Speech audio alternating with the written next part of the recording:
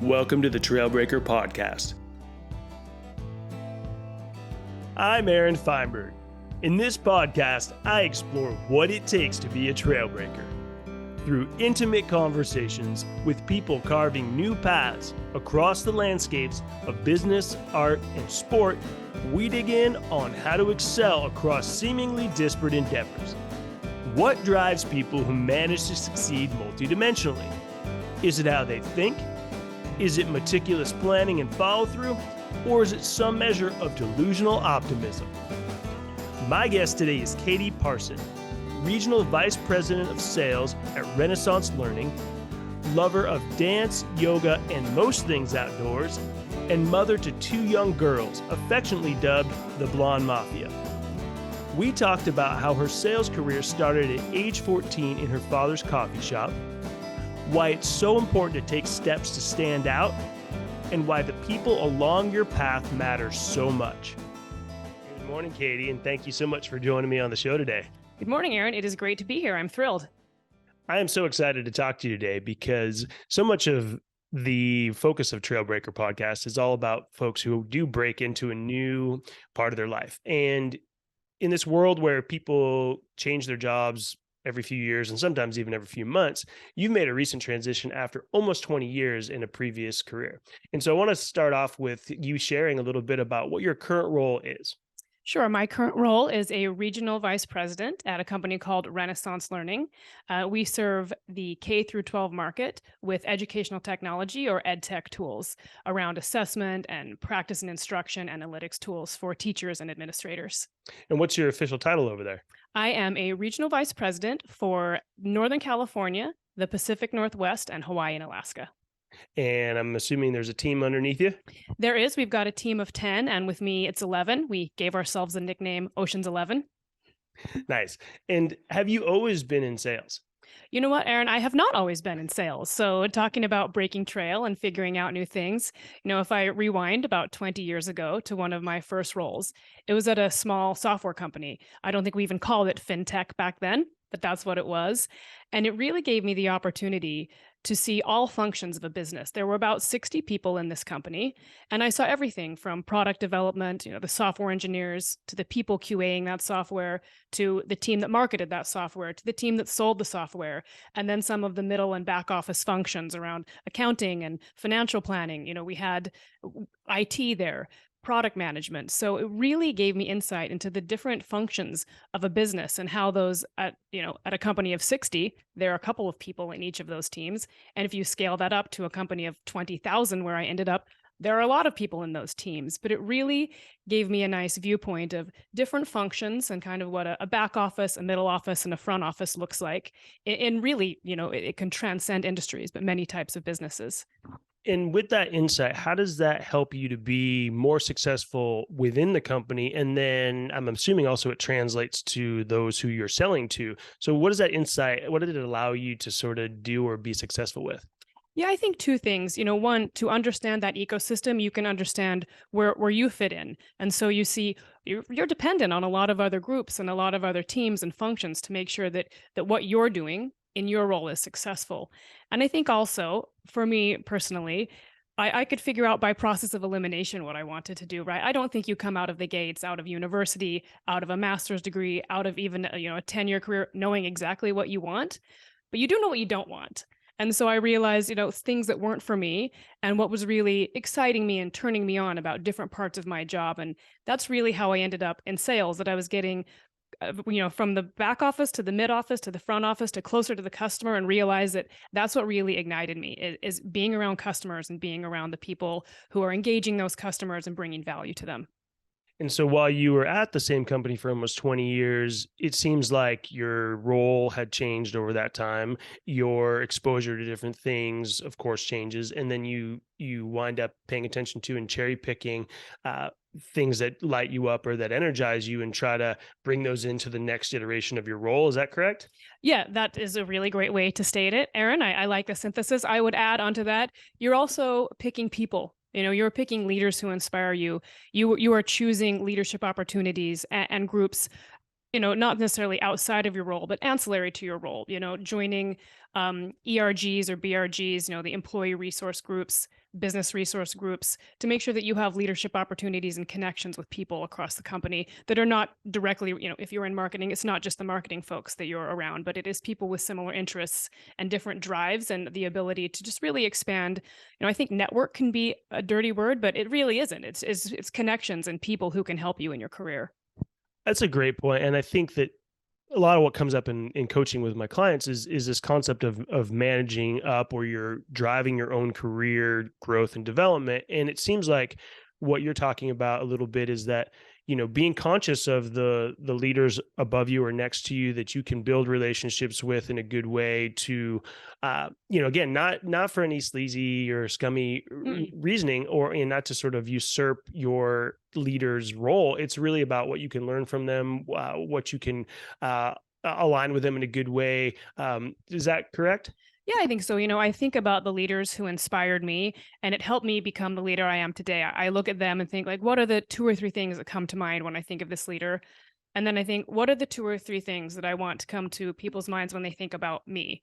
Right. And again, is it a dirty word? Brand, your personal brand? There are all of these buzzwords, but like that's very real, and like you said, it's not sleazy. It's who you are and what you want people to think about when they think of you. If they think, oh, I need this kind of skill or this kind of person on my team, do you come to mind because you have those skills and you are that kind of person? So to really define that for yourself, and again, a way to define it is process of elimination, things that aren't me, or things that I really, really admire about other leaders that I want to embody.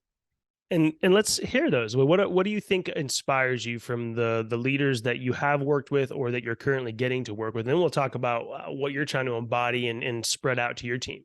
Sure, I will. So I immediately think of a previous mentor and boss of mine in New York City. Her name is Patty, and she was incredible. And I would say two of the things that really resonated with me is she was just the rock of the team, right? She was stable. There's a lot of chaos always going. I just, businesses are dynamic and things are always changing, but you always knew you could count on Patty. She was the rock. And not only could you count on her, she had your back. That you were the most important person on the team in the world to her, and she always had your back. I really look at leaders and high performers, and if you are not elevating others, you're not a leader and you're not a high performer. And Patty had a team of rock stars, and when you have a team of rock stars, you have borrowed time with them because you want to see them. A career is not a ladder, it's a jungle gym. You want to see them move across and move up. But while they are there, you really want to awaken that possibility in them. And that's exactly what Patty did. And that's what I like to do with my team. Yeah, that's such an important trait, I think, as leaders, right? Is to support your people and also to allow them to grow and to Yes. provide opportunities or support if they do need to leave you underneath your tutelage, right? Because people grow, and that's a hallmark of a really good leader is to be able to elevate somebody and then also to support them as they go to their next place, especially if there's not room for them. Exactly. And I think one way that you can do that, everyone is different. That's why the world goes around. So to make sure you understand what they want by being curious and by asking them questions, understanding where they struggle, what their aspirations are, what can they bring to the team. Not everyone wants to go into leadership. Some people want to specialize. Some people want to stay at the company until they retire. Some people want to move industries or want to move groups, right? So to really understand and to understand people and to build that trust, you ask them questions and you understand the unique things that drive them. Some people just want to get paid more. Some people want to be applauded in front of the group. Some people want to have more and more development opportunities, right? Not everyone is like you and not everyone is the same. And so you really need to recognize that as a leader, just the different drivers that people have. Yeah, I think that the way you're speaking about it, it's like really letting them know it's about them, Yes. and in the way that they're motivated, in the way that they see their own career unfolding, and to be able to coach them, to advise them, to play all those roles, right? And to create that safe space and candor for them to say something to you that maybe they wonder, will you be happy with, right? and Mhm. and are they okay with? And the reality is, every good leader, right, if you're able to bring someone along either in the short run, midterm, or for sure helping them in their long run, you're going to be memorable. And it sounds like a lot of these people have stayed in your head because of the impact they've had. They have, that's true. And it really, for me, and maybe it's not for everyone, but I think about how I've moved up and across that jungle gym. And of course, there's skills involved, but it really is people, right? It is those connections. And I think about Patty, who I came into Patty's team because she was a mentor when we went through a big merger and acquisition at my previous company. And my role was eliminated, but because she was my mentor, she brought me into her team. I had to adapt and do a new role. And I think about every new role that I've had. And again, the skills get you in the door, but the people pull you through, right? It is really about people and making those connections and just that genuine trust. And when you're doing your job, you're interviewing for the next two. So make sure that that's seen and that's what you're doing. And the way you speak about it now makes it seem it's like very comfortable for you to go and communicate, network, connect with people. And I'm sure for all of us, there could be a blend of just personality and then also growth or professional development. But where would you put yourself in terms of someone who's like naturally just gravitates towards being a people person, or is that something that you've had to bolster over the years? I think that it is something I've really had to cultivate. I'd say I maybe more that than less that, but if it's a scale of 1 to 10, I'm not a 10, right, Aaron? But I realize that I kind of like to get out of my comfort zone, right? I like to go to a new city and figure out the map and the transportation. When I'm too comfortable, it's a little bit boring. So it's a skill that I've really developed and harnessed. And I think, I may not have confidence that I can do it, but I have confidence in my ability to learn how to do it. And I think that that's what has really got me over the line, is that confidence in my ability to learn and my ability to grow. And I actually heard this from someone on my team just the other day. The first part of the word confidence is con. So, fake it till you make it. So, if you're not a people person, at least try. Fake it till you make it. That phrase, you have confidence in your ability to learn, I think that is such a nugget. And I know in talking to you and outside of this podcast that the growth mindset, philosophy is something that you take to heart.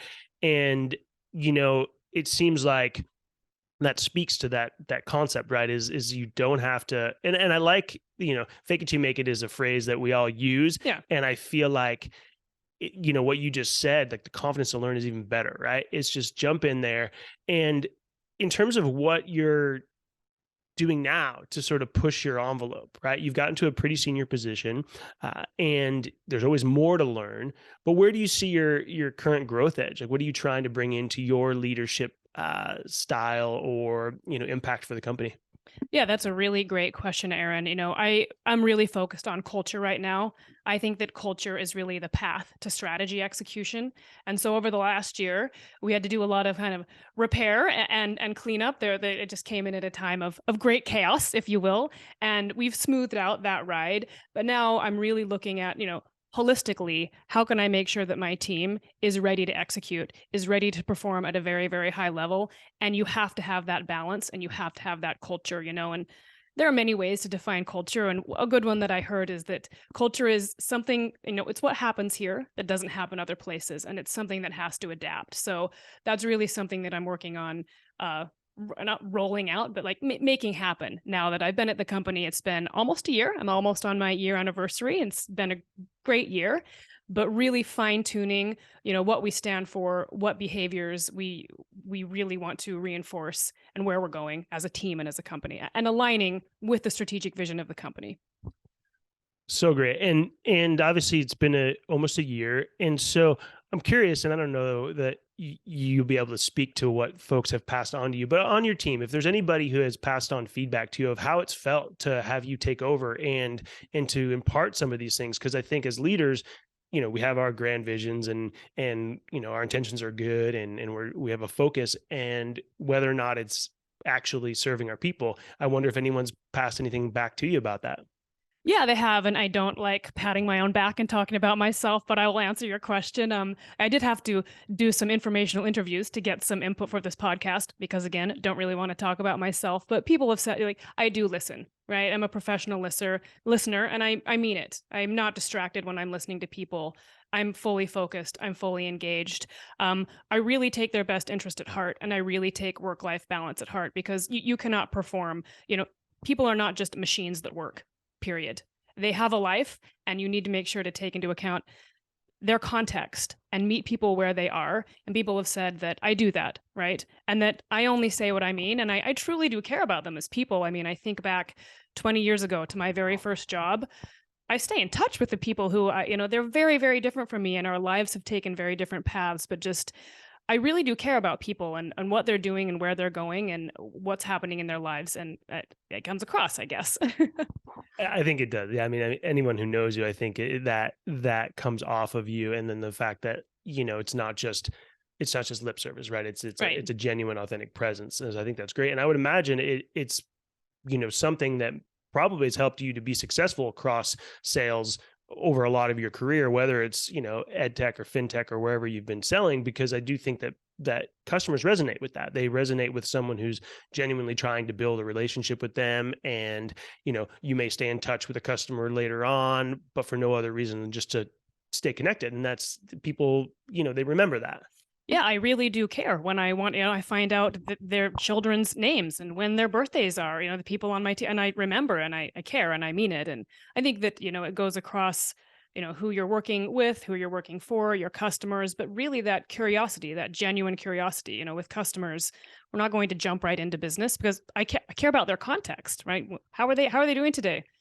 How did they get there? What do they care about? The more curious you are, the better, frankly, any conversation is going to turn out. Yeah, you hit two things that matter: be curious and listen. Correct. And then in terms of the work-life balance that you were alluding to with your team, you obviously have a couple of things that you do to try to keep your life in balance. And what are those things that keep you grounded?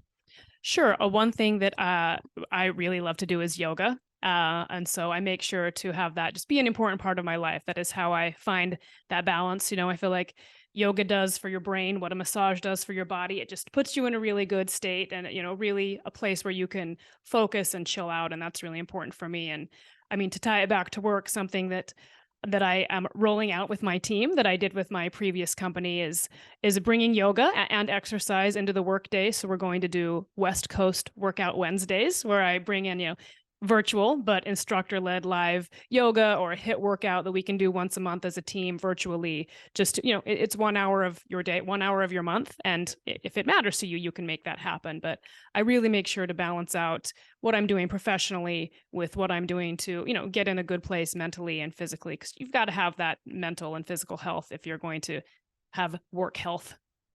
Amazing. And in terms of the growing of your folks, right? So I know that you're passionate about, your own career development, growing your people. Any tips or tricks other than the amazing things you've shared already, right? That you found over the years, right? Whether it was a leader that helped you to grow, right? Or something that you're doing, that you find is unique to your brand for your people. And again, I don't want to put you on the spot, but I feel like sometimes there's these little things underneath that we haven't thought about. And so I wonder if there's any Katie Parson, secret sauce that you weave in there. Sure. I don't know if it's a secret sauce, but I'll go back to I was a ballerina when I was growing up, a dancer, and we would do a lot of auditions, and it's high stress when you're 12 and 15. And I think it's important to stand out, and that is one way I did that with dance. Is I would, you wear bright pink or you wear I had a favorite fluorescent green top that I would wear, and it does make you stand out, right? I do have red hair, so that helps, but it doesn't have to be something physical. And it can also be what I was talking about earlier. When people think of you, what comes to mind immediately? She's a human leader. She cares. She can bring balance into our team. What are those three things for you, right? So I would say do something that makes you stand out.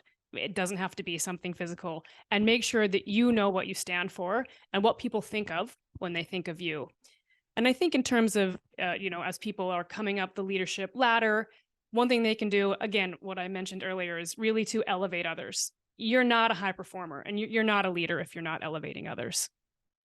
And, I know that you're not one to pat yourself on the back, but, you kind of alluded to this 12 to 15-year-old ballerina, but you actually danced at a pretty darn high level. And I just wonder, lessons learned from those experiences, because I do think that we learn a lot and take a lot from our athletic pursuits that translates later on into our lives. So anything that you felt like from that career as a dancer, you feel like really ingrained in you and has helped you to be successful through the business world?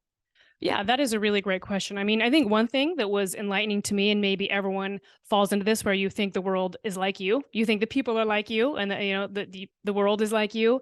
But it was interesting in dance to see how differently everyone reacted if we won or if we lost or whatever was going on. Just the different responses and reactions of everyone. That people are very, very different, and so you again need to meet them where they are, right? Some people need to be left alone. Some people need to be comforted. But I think it's really important, whether you're leading a team or you're an individual contributor, that people are going to respond very differently to the exact same situation. So that is one lesson that I took away. So cool. And I know there's a pretty important entrepreneur in your life that got you going on your very first job, and this was your father. And I wonder if we could kind of wrap up with our chat today by talking a little bit about his influence on you, and so maybe share a little bit about what Pops was up to. Sure. So Pops was a lifelong entrepreneur. His last venture was a coffee shop, kind of pre-Starbucks days, but making lattes and cappuccinos. So he taught me to be a barista, and I really thought that I would be taking over that business and would be an entrepreneur, and that was really what I focused on in university. But then my first job out of university was at Goldman Sachs at a bulge bracket investment bank, which is basically the opposite of being an entrepreneur. So the other important lesson from him was to adapt. That's where I landed, and that's really what sparked my interest at that time. And so, it's something that has come up on personality tests and inventories, that I'm an adapter. That is a strength of mine, is adaptability. So I think I learned that from him. He had many different businesses. The coffee shop was his last one, but many, many different things. And, it's a bit stressful being an entrepreneur. You're not a W-2 employee. You don't have a steady income, but you need to adapt to the things that are coming up in your life that are changing and flowing in and out. And in terms of sales, right? I would imagine you probably picked up a couple nuggets from your father on how to approach sales. What did you learn? I mean, yeah, it goes back to asking questions, right? Doing that discovery and being curious and making sure that, I tell my team, and this is very simple. We don't want to use too many overused phrases, but people buy from people they like, right? So you've got to be likable. It has to be genuine, right? But people buy from people who are curious and who they like and who have their best interests in mind, which is why I love where I am now, right? We're working with customers who we're really changing their lives and the lives of the kids that they're teaching. And it's really rewarding. Yeah, and customer service. I mean, I think it's a term sometimes we think about in particular industries, but I just think when in sales, it's like the ability to give service to your customers, I think Yes, is so critical. absolutely. So look, I think that the education space, the children, the families, it's an area where, the world needs more support and help. Yes. And so I'm thankful for the work that you and your team are doing. Keep up the solid work. It's so nice to get a chance to talk with you, and I hope you and the folks over at Renaissance have continued success through the rest of this year. Awesome. Thanks so much, Aaron. This was great. I really enjoyed it. All right, Katie, take care. You too. Bye. The Trailbreaker podcast is created by Aaron Feinberg with production support provided by Michael Morey. More interviews and videos can be found at aaronfeinberg.com.